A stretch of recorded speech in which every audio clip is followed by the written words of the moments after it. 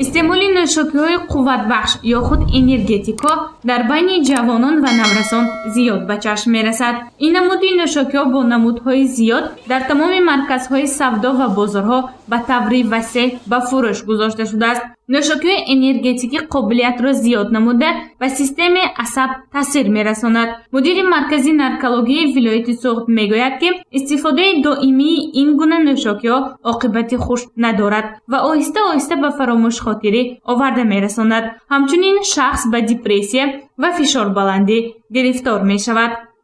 در ترکیب همین نوشاکی‌ها کافئین میباشد. حساب همین وقتی که استعمال کننده این مشروبات رو این نوشاکی‌ها رو استعمال میکنند، در آنها حساب آن که این کافئین برای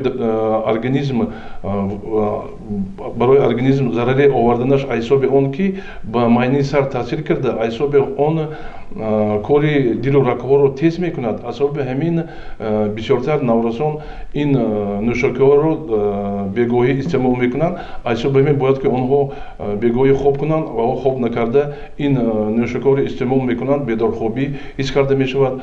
نوشاکی‌های قوتبخش دارای اسپرتی کم و بی اسپرت بوده، مقدار زیادی گلوکوزی که به آن اضافه کرده می شود و سلامتی انسان ضرر می رساند. چرا جوانان و نورسان نوشاکی‌های انرژتیکی استفاده می برند؟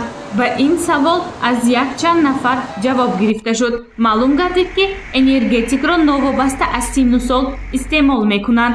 نوشاکی‌های انرژتیکی استعمال میکنید می؟ نه. ضررش دربارش میدانید می؟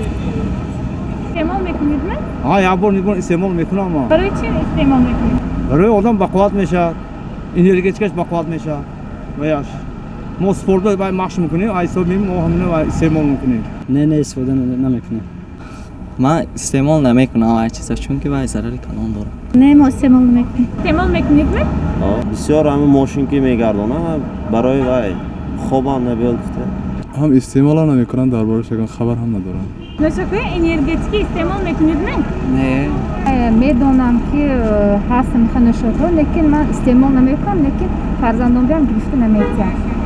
در بین کودکان هم استفاده و استعمال این نمود نوشاکی‌ها خیلی زیاد شده است. پدر و مادران پیش از خریداری از ترکیب آن باید آگاه باشند. دکتر مرکزی نارکولوژی میگوید عموما استفاده نوشاکی‌های انرژتیکی برای کودک ممکن نیست. استفاده انرژتیک تشکلیابی ارگانیسم کودک را سست کرده باعث عصبانی او میگردد. پدر و مادر اهمیت نمیدن، عصبی نفهمیدن که فکر میکنن که این همچون چگویم همچون نوشاکی بی ضرر حساب میکنن، لیکن عصبی در ترکیبش موجود بودن اسپریت ایتیل این برای نورسان جوانان البته ضرر دارد. استعمال پای در همین نوشاکی‌های اسپریتدار رفته رفته به وابستگی آورده میرساند. وابستگی به نوشاکی اسپریتی پیدا شد، این و وابستگی جسمانی و روحی روانی آورده میرساند که در نتیجه عاقبت‌های بد دارد. ما باید که از استعمال انرژتیک‌ها عموما نورسان جوانان کودکان خودداری کردنشان لازم می‌باشد. همچنین برای زنانی حامله، کودکانی تا 16 ساله، شخصانی فشار بلند خون، دیابت قند داشته یا آلرژی کافئین داشته، استعمال این نمود نوشاکی‌ها ضرر دارد. دکتران در آن اندیشند که استفاده نوشاکی‌های انرژتیکی به بدن استعمال کننده تاثیر روح بخشنده دارد. پس از تمام شدن تاثیر نوشاکی شخص باید 3-4 ساعت استراحت کند وگرنه منتظم نوشیدن چنین نوشاکی عاقبت خوش ندارد. گزارش گنجینه آلیمبا و نسیم جان رحیموف برای برنامه اطلاعاتی خبر.